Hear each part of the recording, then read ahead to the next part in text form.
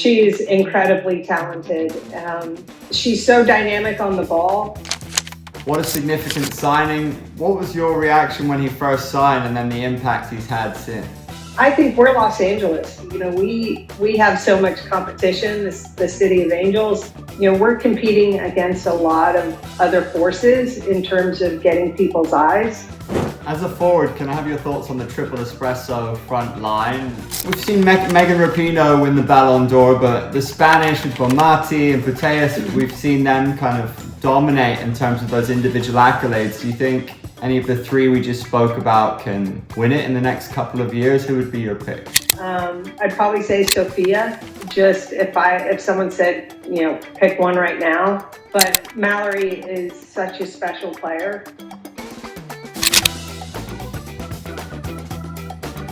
An absolute honour today, ladies and gentlemen, to welcome Mia Hamm, two-time World Cup winner, two-time Olympic gold medalist, scorer of 158 international goals, women's football icon. I could go on and on. What an incredible career, still doing amazing things. Mia, great to see you. How's it going? Thank you. Thank you for having me. I really appreciate it. Can I talk to you about Angel City? They built one of the biggest facilities. It's so impressive, and they seem to be really a pioneering football club. What can the fans expect in 2025? It seems to be such an exciting project. Yeah, no, state-of-the-art training facility, I think is something we need here at Angel City.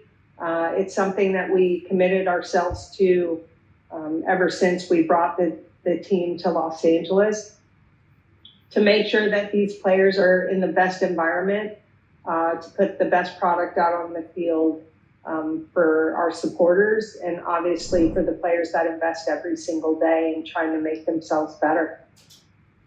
Can I ask you about Alyssa Thompson? A lot of people see her as the future of the national team. Just how talented is she? How far can she go, in your opinion?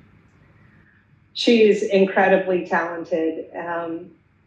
She's so dynamic on the ball. She's one of those players that can beat you both 1v1 and get behind the defense.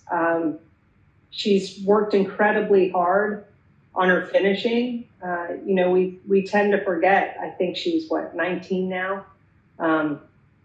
So much development. She goes from playing club soccer to straight into the pros, and she's playing against women that have had 8 years of professional soccer under their belts, and you're playing against not only the talent level, but just different skill sets every single game, and having to scheme on how you're going to beat not just your individual mark, but the organization of that defense.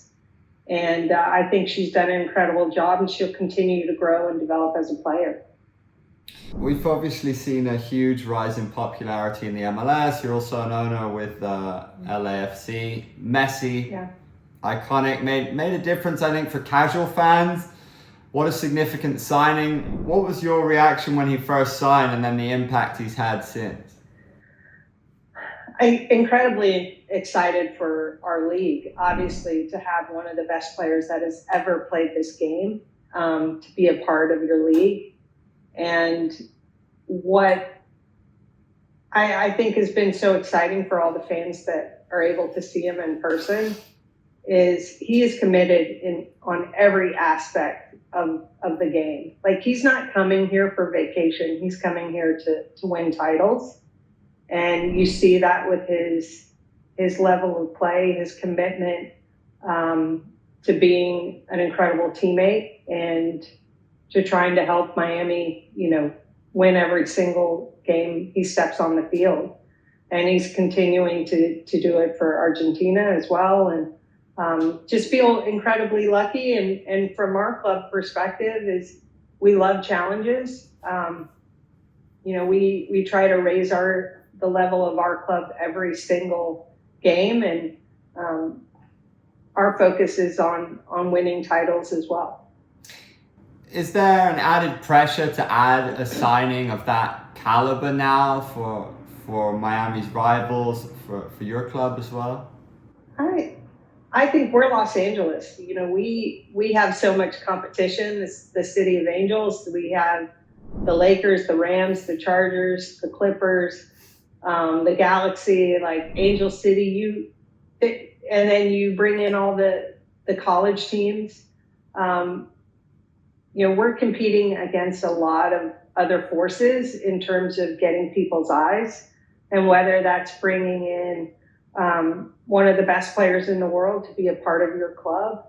But it's also about winning and competing every single year for trophies. And I know at LAFC, that's what we focus on, but we're also committed to making sure the players that are part of our club are committed to our community. And because our supporters are paramount to our success on the pitch. I was over in Melbourne covering the FIFA Women's World Cup into 22, and the atmosphere was unbelievable. The football was awesome. Not so much for the US women's national team, but the tournament itself I thought was a bit of a landmark moment in terms of the buzz, in terms of how people see the women's game. Did you feel that was a turning point, that something special happened? No, I thought Australia and New Zealand did an incredible job hosting the Women's World Cup. I think you're correct in terms of the overall support and energy behind the tournament. I think the level of play was fantastic. And of course, it's not the result that, as a former player and a fan of the women's national team, we wanted. But I think to where we are today, the players that were on that team that were part of the World Cup squad have grown so much, and they definitely don't want to go backwards. And I think that commitment and refocus, and then obviously the addition of Emma Hayes and her staff, we saw the immediate impact to what happened this past summer at the Olympics. Yeah, 100%. Everything seems to be now on an upward trajectory. I guess it's a cliche in sport, right? Win or learn. But do you relate to that? Do you think sometimes when you do get burned, it hurts and then greater things happen, as we saw at the Olympics? I think it's a time for a lot of self-reflection in terms of what could I have done better? Was I as prepared as I needed to be? It's really easy to point fingers outward. But in the end, you can only control your investment and your effort and how you prepared for the tournament. And I thought every single player that was a part of that team, that was part of the Olympic team, had a different attitude. And, you know, we did have some injuries going into the World Cup that were tough. You know, losing Mal, who was at the top, you know, in top form, a month before the tournament really hurt. And, but I feel the way the team has responded. And the thing I noticed the most about this summer was how much joy they played with. And I think sometimes we lose sight of the fact that, you know, being excited to put your boots on every single day and to go out and fight alongside, you know, your teammates, some of your best friends, is a lot of fun. And you saw that joy in the eyes and the hearts and the level of play and commitment from those players. As a forward, can I have your thoughts on the triple espresso front line and how exciting it is and the vibes that they've got going on together? They are so dynamic. They are so much fun to watch. I think what has been, what's so exciting about the three of them is individually they can dissect a defense, but then you line all three of them up side to side and they work incredibly well together, which I'm sure is frightening for the defensive unit. To know that if I don't have cover, that Mal or Soph or Trin can just rip me apart individually. But then we also have to make sure that as a unit, there are no cracks, because if, as Trin showed, she can get around the outside, inside the box, and find the other's feet. And they're lethal with their finishing. And they didn't need very, they need like 100 chances to score. And you saw that in the final match. I mean, both teams had given everything, and Mal gets in, and she scores, and the U.S. is gold medalist. So, who do you see? We've seen Megan Rapinoe win the Ballon d'Or, but the Spanish with Bonmati and Putellas, we've seen them kind of dominate in terms of those individual accolades. Do you think any of the three we just spoke about can win it in the next couple of years? Who would be your pick? Absolutely. I mean, it's hard to say. I'd probably say Sophia. Just if someone said, pick one right now. But Mallory is such a special player, and the thing right now with Sophia is, because she's been asked to play more of a 9, and I think she's figured out a way to not only be the finisher she needs to be, but also can find players through those seams. And she's been able to do that with Trin and Mal. But I wouldn't be surprised if all three are up for it, and any one of them could win it. I think you were the first women's soccer player I ever heard of, and what you've done for the game, like the list is just wild. Like, what an incredible life, and you're still doing wild things. I read an article the other day that said you're the queen of soccer over somebody like Marta. I just wanted to know what your perspective is on that term, the queen of soccer. Who do you think it is? Oh man,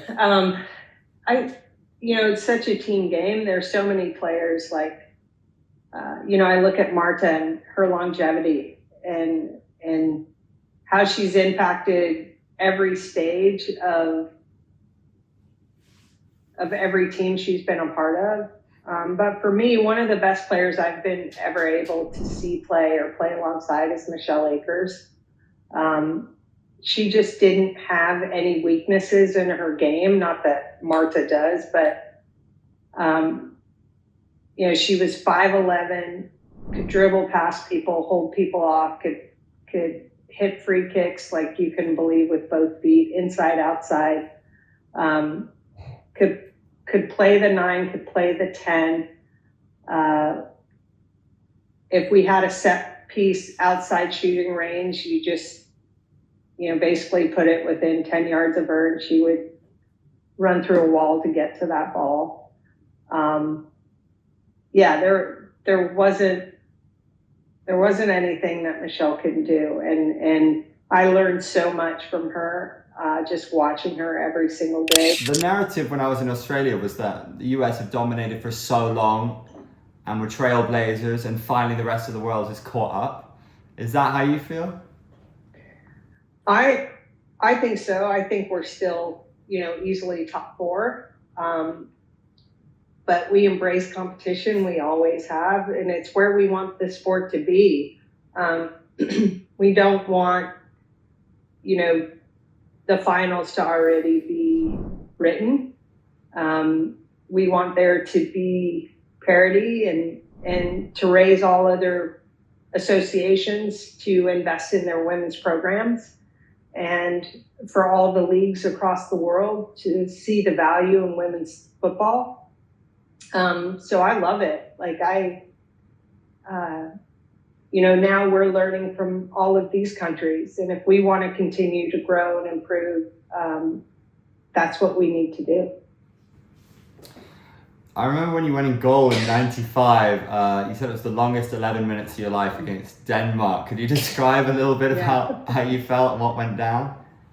Oh man, it was, one is I'll never forget the conversation with our head coach, Tony DeChico, because we had used all our subs, and our assistant coach is like calling me over. And so I ran over and she's like, you have to go in goal. And I was like, I look at Tony, I'm like, don't you want a real goalkeeper? And he's like, of course I do. But we've used all our subs, so you're the one. And I was like, oh gosh. So the first shot I see is from 18 and a half yards out because the referee gave an intentional handball to Brianna Scurry because she kind of moved outside the box when she punted it. So I had to face that free kick, and thank goodness the Danish player kicked it over the goal. But made a couple saves, and people asked for any advice I'd give them. And I was like, yeah, I tell young players, don't show off on the field like pretending you're a goalkeeper because your coach is always watching. Especially if you're a forward and you're up a couple goals, he's not going to pull a center defender out. He's going to pull a front runner out and throw you in goal. So just never ask to go in goal. Just say all you know how to do is score goals, not stop goals, because that's how I ended up in the goal. Another cool chapter though, especially, as it went okay in the end. So we'll wrap up with a little quick fire if it's okay with you. So we'll start with this one. Who's your favorite player in the game right now? It is a great question. I'd probably say Bonmati, yeah. Amazing to watch. Looking back at your career, who's your favorite teammate? I can't pick just one. Christine Lilly we've known each other since we were 15 and played through college. So she's just one of my best friends and incredible player. If you had unlimited budget, sky's the limit, you could sign 3 players for Angel City FC, who would they be? I can't answer that question because I'm an owner, so it would technically be tampering. Okay, we spoke about Messi earlier. If you could see one marquee player join the league, who do you think would be fun? Who do I think would be great? Yeah. I mean, yeah, I'd love to have a Bonmati part of our league. It'd be fun. Okay, who do you think is the GOAT of women's soccer? I told you, Michelle Akers. Yeah, there you go. Yes. There you go. If you could choose one to be picked as your strike partner out of Marta and Alex Morgan, who would it be? Well, I'd probably, and this is the reason why, I'd probably pick Marta just because Alex and I are similar players. So we'd both be trying to get behind defenses and we'd probably get in each other's way. So to have Marta be able to serve the ball and play off of would be a lot of fun. But it's not negative towards Alex. It's just more we're very similar in our style of play. Who do you think is the next rising star of the women's national team? I mean, what's crazy is you look at Naomi Girma and you're like, oh, but everyone knows her. I was like, yeah, she's only really played for the last 2+ years with the national team in terms of her leadership role and stepping in, her first major tournament. And she's been phenomenal. So she's only going to get better. Obviously, Alyssa Thompson. I think Lily right now, who just committed to playing for the U.S. I'm really excited. Watching her play. I can't even remember when she stepped foot on the national team, but just how calm she was on the ball. And I know she's coming in for this set of friendlies. And so I'm excited to see how Emma utilizes her. I was quite young in '94, but the Men's World Cup going back to the USA very soon. Could that be the best World Cup ever with Mexico, Canada as well? I think it's going to be tremendous. I too was trouncing around the US in '94, watching different matches, and just the energy around each stadium, every city. And now you have even a greater commitment to the sport in this country, and fans have so much more accessibility to follow these players year round. So I think the atmosphere and energy is going to be that much better. How you're raising awareness for the BMT community through your partnership with Insight, highlighting the risks of graft versus host disease. Could you tell us a bit about that, how it shaped your mission, and what inspired you to get involved with it? Yeah, no, thank you so much. I'm very proud to partner with Insight, as you said before. You know, for me, this is a personal journey, personal story. I lost my brother Garrett when he was almost 29 years old. I was about 25 after complications from a bone marrow transplant. So this partnership just made sense in raising awareness and being an advocate for patients. And obviously, graft versus host disease, it's a life-threatening and potentially chronic condition that occurs when donor cells attack the recipient's cells and tissues. So to really help families and obviously patients who are going through bone marrow transplants to be aware about any changes, subtle as they may be, in their overall health during or post bone marrow transplant, to be in constant communication with your medical team, because the sooner you can advocate and get on top of these symptoms, the better chance you have to successfully combat this chronic condition. So early detection is really important. What steps would you recommend people take just to be more aware? Yeah, so we developed this website, gvhdnow.com/fans. It can give you information on what to look for, but some incredible stories about patients that have battled graft versus host disease. So you know that you're not alone in this battle, that we're cheering for you, and to give you the resources and just be proactive in talking to your medical team. Mia, how important is it to you, having achieved so much on the football field, that your profile now, you're able to shine a light on these different issues that matter most to you? It's incredibly important to not only use my platform to get a message like this and partnering with Insight, but also to help people, to empower them to make a difference in their own communities. For me, I wasn't able to help my brother without, my friends and family. My teammates really stepped up and supported me through his battle, and were there, after he passed away. And they continue to be such an important part of what I'm able to do.